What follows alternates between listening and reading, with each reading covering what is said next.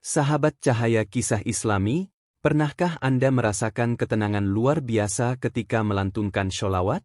Sholawat bukan sekadar doa, tapi jalan untuk mendekatkan diri kepada Rasulullah Shallallahu Alaihi Wasallam, membawa keberkahan, dan menyingkap rahmat Allah yang tak terbatas. Dari kisah para ulama hingga peristiwa menakjubkan yang terjadi karena sholawat, semua menunjukkan dahsyatnya kekuatan bacaan ini. Lantas, apa rahasia besar di balik sholawat yang mampu mengubah nasib seseorang? Mari kita telusuri keutamaan dan hikmah sholawat bersama dalam video ini. Membaca sholawat Nabi memiliki banyak keutamaan luar biasa yang dijelaskan dalam berbagai ajaran Islam. Aktivitas ini dapat meningkatkan derajat dan kebaikan seseorang, menjadi penghapus keburukan, menambah pahala, memberikan ampunan dosa, bahkan menjadi penghibur di alam kubur. Sholawat juga membuka jalan menuju rahmat Allah dan syafaat Nabi Muhammad Shallallahu Alaihi Wasallam, seperti yang banyak diceritakan dalam kisah-kisah para pengamal sholawat. Berikut adalah dua kisah inspiratif yang menggambarkan kedahsyatan sholawat Nabi. 1. Kisah seorang nelayan dengan karomah luar biasa. Kisah pertama menceritakan seorang nelayan yang begitu gemar bersholawat. Nelayan ini membaca sholawat ribuan kali setiap harinya selama puluhan tahun, terinspirasi oleh firman Allah dalam surat Al-Ahzab ayat 56, yang artinya, "Sesungguhnya Allah dan malaikat-malaikatnya bersholawat untuk Nabi. Hai orang-orang yang beriman, bersholawatlah kamu untuk Nabi dan ucapkanlah salam penghormatan kepadanya." Meski penuh semangat, ternyata nelayan ini melafalkan sholawat dengan sedikit keliru. Suatu hari, ketika sedang memperbaiki jala ikan di tepi pantai sambil bersholawat, sekelompok ustaz lewat di dekatnya. Salah seorang ustaz mendengar bacaan sholawat nelayan itu dan memberitahunya bahwa lafaz yang benar adalah soli, bukan solo. Dengan rendah hati, nelayan itu mengucapkan terima kasih atas koreksi tersebut. Setelah rombongan ustaz melanjutkan perjalanan mereka menggunakan perahu, nelayan itu merasa bingung dan lupa bagaimana cara melafalkan sholawat dengan benar. Ia pun berlari di atas air untuk mengejar perahu rombongan ustaz tersebut sambil berteriak, "Ustaz, yang benar itu, solo, atau soli? Saya lupa." Melihat keajaiban nelayan yang berlari di atas air, para ustaz itu terkejut dan menyadari bahwa nelayan ini memiliki derajat spiritual yang sangat tinggi, meskipun ia adalah orang sederhana. Salah seorang ustaz kemudian berkata, "Bapak, mau solo atau soli, tidak masalah. Kedudukan Anda jauh lebih tinggi daripada kami. Kami mohon maaf atas ucapan kami tadi." Kisah ini menggambarkan bahwa ketulusan hati dalam membaca sholawat lebih penting daripada kesempurnaan teknisnya. Allah Subhanahu wa Ta'ala memberikan keutamaan luar biasa kepada siapa saja yang ikhlas dan penuh cinta dalam mengamalkan sholawat kepada Nabi Muhammad Shallallahu Alaihi Wasallam. 2. Kisah pemabuk yang ditinggikan derajatnya karena sholawat. Kisah berikutnya diceritakan oleh Syekh Muhammad Nawawi Al-Bantani dalam kitab Penkihul Qaul. Dalam kitab tersebut, dikisahkan seorang tokoh sufi memiliki tetangga yang terkenal sebagai pemabuk berat. Kebiasaan mabuknya sudah melampaui batas kewajaran hingga ia tidak mampu membedakan antara hari ini, besok, atau kemarin. Meski berulang kali dinasihati oleh sang sufi untuk bertaubat, ia tetap tenggelam dalam kebiasaan buruknya. Namun, yang mengejutkan adalah saat pemabuk itu meninggal dunia, sang sufi bermimpi melihat tetangganya berada di surga dengan derajat yang sangat mulia.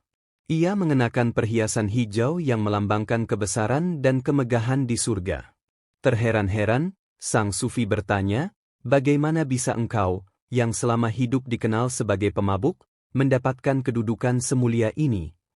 Pemabuk tersebut menjelaskan bahwa suatu hari ia menghadiri sebuah majelis zikir tanpa sengaja. Dalam majelis tersebut, seorang alim berkata, "Barang siapa bersholawat kepada Nabi dan mengeraskan suaranya, surga menjadi wajib baginya."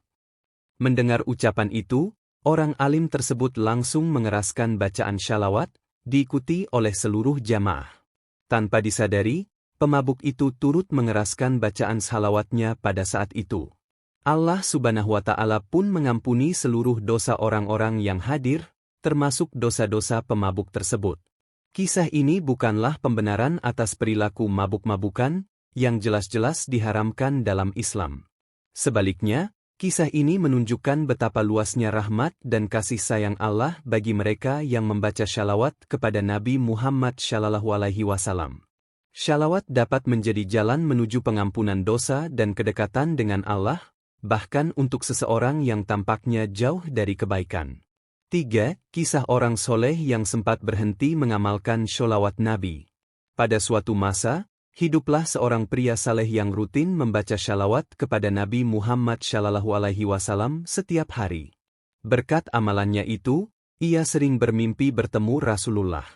Dalam setiap pertemuan dalam mimpinya, Rasulullah selalu menyambutnya dengan ramah dan penuh kasih sayang. Namun, suatu malam, ia bermimpi lagi bertemu Rasulullah, tetapi suasananya sangat berbeda. Rasulullah terlihat dingin, tidak menoleh kepadanya, apalagi menyapanya.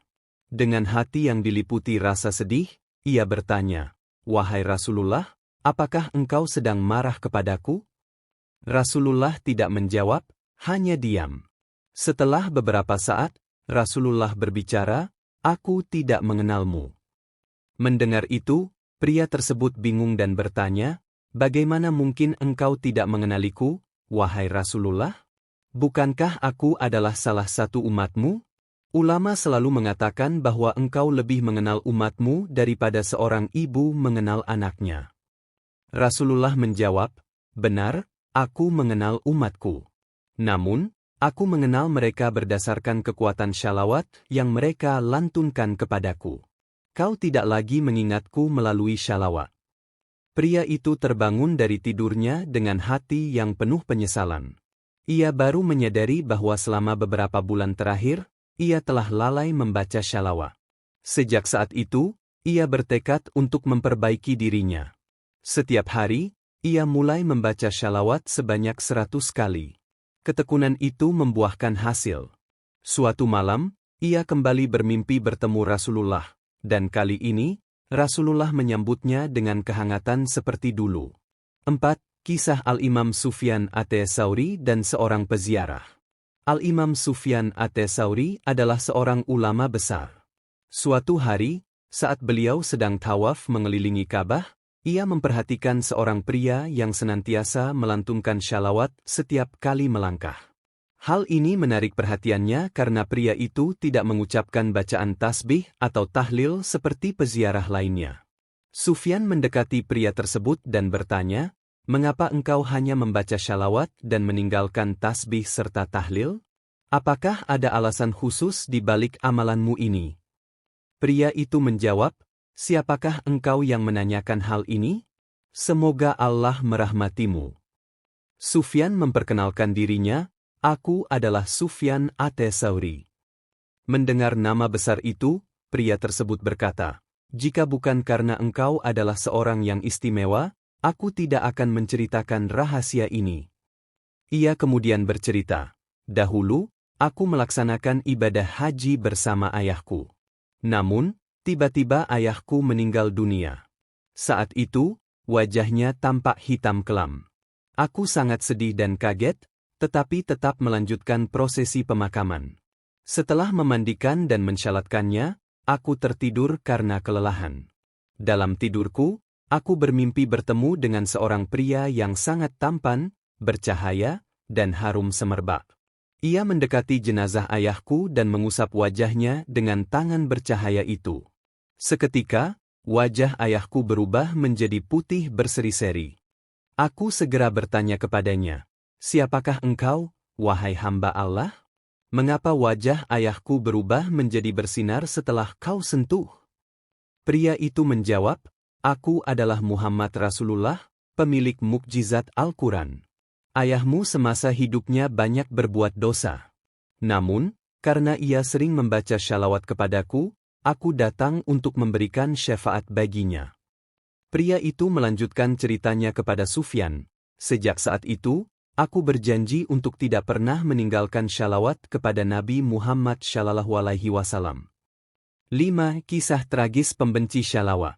Abdullah bin Mubarak adalah seorang pecinta Rasulullah yang setiap saat lisannya dipenuhi dengan bacaan shalawat. Ia sangat mencintai Nabi Muhammad SAW hingga tidak ada waktu yang ia lewatkan tanpa menyebut nama Rasulullah. Namun, ada seorang pria yang membenci kebiasaannya itu. Suatu hari, pria tersebut mendatangi Abdullah dengan membawa senjata tajam. Dengan penuh kebencian, ia mendekati Abdullah dan berkata kasar, "Aku muak mendengar shalawatmu."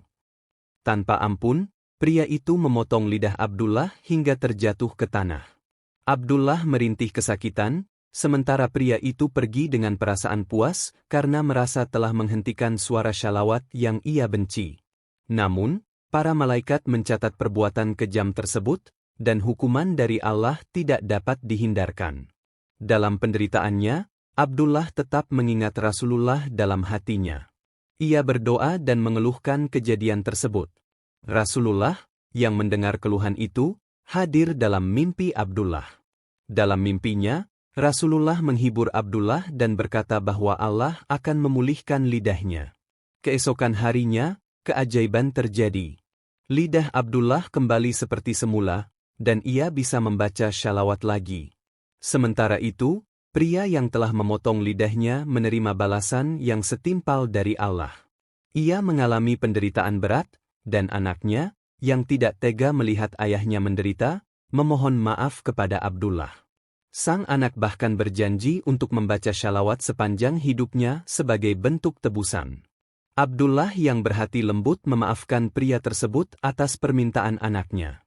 Sejak saat itu, pria tersebut sembuh, sementara anaknya memenuhi janjinya untuk terus bershalawat. Subhanallah, begitu luar biasa keutamaan sholawat yang telah kita bahas hari ini. Dari membawa keberkahan, menjadi sebab ampunan, hingga membuka pintu rahmat Allah, sholawat adalah amalan sederhana yang memiliki kekuatan luar biasa. Mari jadikan sholawat sebagai bagian dari kehidupan kita, agar cinta kepada Rasulullah SAW semakin tumbuh di hati. Terima kasih telah menyaksikan video ini di channel Cahaya Kisah Islami. Jangan lupa untuk like, share, dan subscribe agar kita terus bersama menyebarkan inspirasi Islami. Sampai jumpa di video berikutnya. Semoga rahmat dan keberkahan Allah senantiasa menyertai kita.